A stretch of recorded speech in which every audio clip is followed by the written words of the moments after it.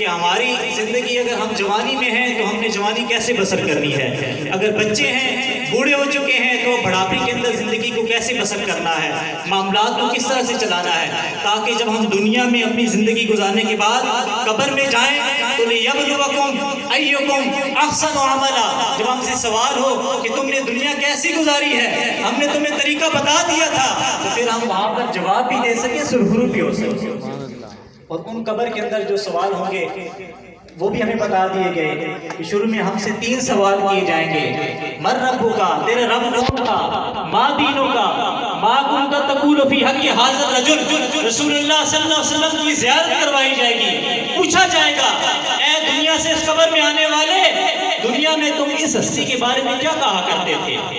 ظاہری طور پر ہمیں یہ سوال بڑے آسان لگتے ہیں کہ ہمارا رب تو اللہ ہے، ہمارا دین تو اسلام ہے،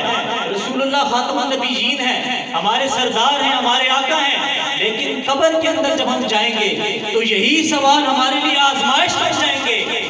کیونکہ رسول اللہ صلی اللہ علیہ وسلم کی پہچان اسی کو نصیب ہوگی جس نے دنیا کی زندگی اسلام کے طریقے کے مطابق گزاری ہوئی ہوگی، اور اسے عربی میں ان سوالوں کے جواب بھی آ جائیں گے۔ جس کو دنیا میں عربی نہیں آتی تھی وہ ان کے جواب بھی عربی میں دے گا، مَن رَبُّکَ، وہ کہے گا ربی اللہ، میرا رب تو اللہ ہے،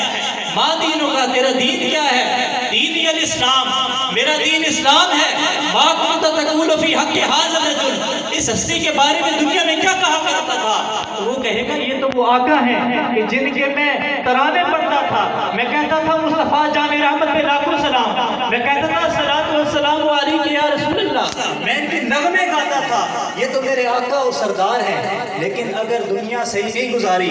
مرنے سے پہلے موت کی تیاری نہیں کی، تو پھر وہ وہاں پر ان سوالوں کے جواب بھی بھول جائے گا، وہ پھر اپنے اوپر افسوس کرے گا، اسے حضور کی پہچان بھی نصیب نہیں ہوگی۔ دعا کریں اللہ رب العزت ہمیں موت سے پہلے موت کی تیاری کی توفیق عطا فرمائے، اور ہمیں قبر کے اندر ان سوالوں کے جواب دینے کے ساتھ ساتھ حضور پاک صلی اللہ علیہ وسلم کی ہمیں پہچان بھی نصیب فرمائے، اور تاکہ ہم وہاں سے